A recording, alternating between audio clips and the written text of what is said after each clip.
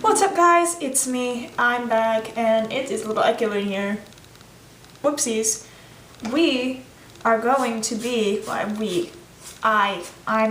only person making these videos, going to be checking out an Aquaboard. I bought a pack of these and I wanted to try them out with you guys. We're going to try it out with watercolor, and I was going to use gouache, but I realized that my gouache is dead, so... And yes, I did try to revive it. It's permanently dead. I'll have to buy more gouache and then give you a second video for this. Maybe. Anyway, let's do things. Let's just do a thin sketch, very small sketch. Ooh, it's voiceover time. Alright, so you get some ASMR as I sketch this out. Guess what we're sketching today? I bet you can't guess what it is. Based on videos that I've done before, it totally isn't my baby boy, Chris. It's not like you can really see it anyway. It's very hard to see. You can see a little bit. My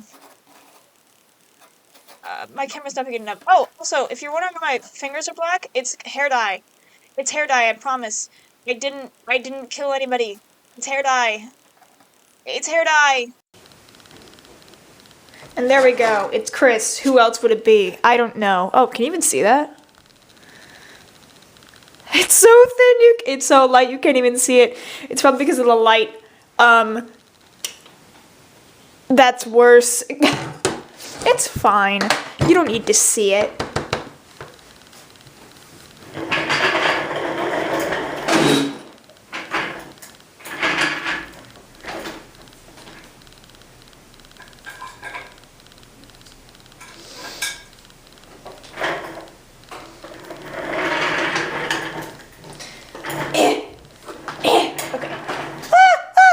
Okay.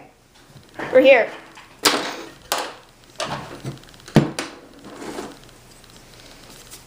Okay.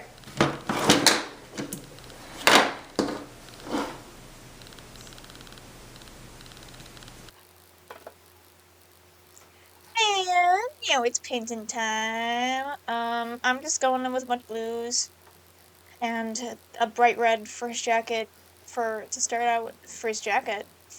Fuck. Anyway, I'm layering up some blues for his hair so that it can look pretty and artistic, you know, impressionistic, dark black. Very pretty. I like how it looked in the end. It doesn't look perfect, but you know, it looks like hair, kind of. It looks black. There you go. It looks like my boy, and that's all that I really care about. Don't you care about that? Don't you care about that a little bit? You should, just a little bit. Just a little bit. Just a little bit. Yeah, I tried to add some little texture bits to the edges, and it didn't really work out very well. But now I'm moving on to his shirt. His actual shirt is a lot paler, but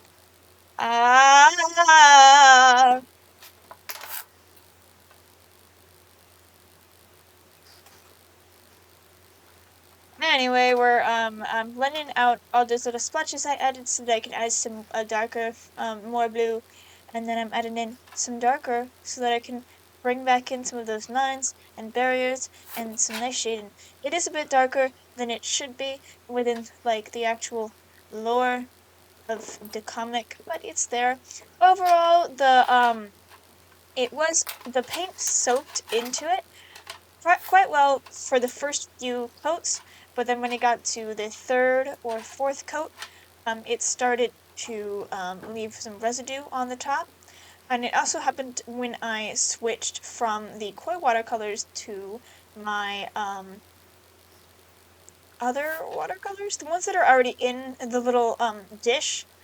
Those are a different brand, and that is some tube watercolors, more expensive watercolors that didn't really seem to work very well on this paper, on the Aquaboards, which is very sad.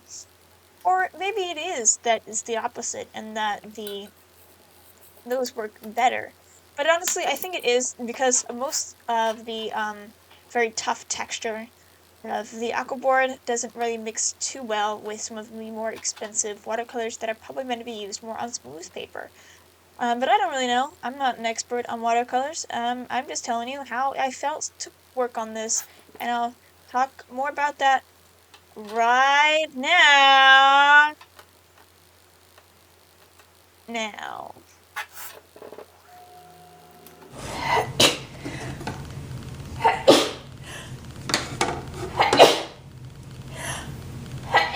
Ow! Okay.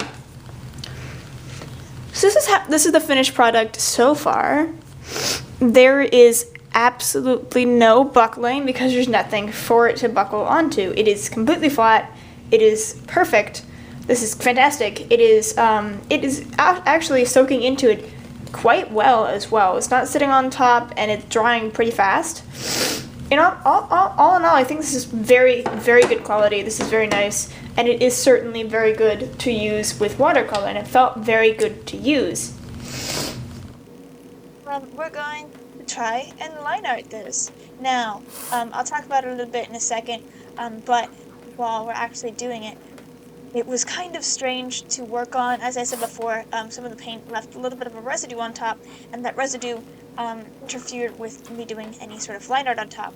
Some parts worked better than others, but you'll see that I start wiping off the nib in some places, because it feels like there's some sort of dummy texture on top of my nib.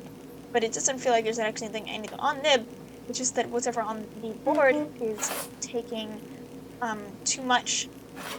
It's more gritty, and it's taking away from my actual drawing skills.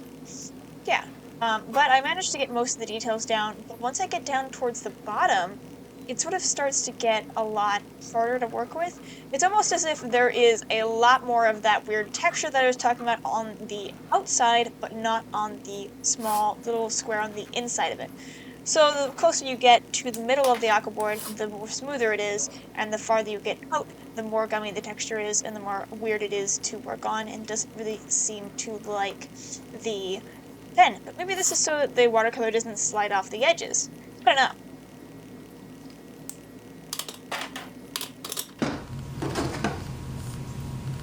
Now, there was a problem. Doing the line art over it, it gets really cakey, and it's kind of hard to draw on top of in some places. As you can see, all of these edges are a lot lighter, but when it goes to the darker edges, it doesn't do it very well. Perhaps because there is some sort of pigment and residue on top that is keeping it, that couldn't soak into the surface. So overall, it is still good quality, except it's just a little bit difficult to use in certain areas. But overall, I would use it again, just maybe not with line art, and maybe not with a full finished piece. Anyway, thank you guys so much for watching, and if you want to see what you think of these, then go check these out. I'm not sponsored, obviously, this is just my own opinion. Thank you guys so much for watching. Bye.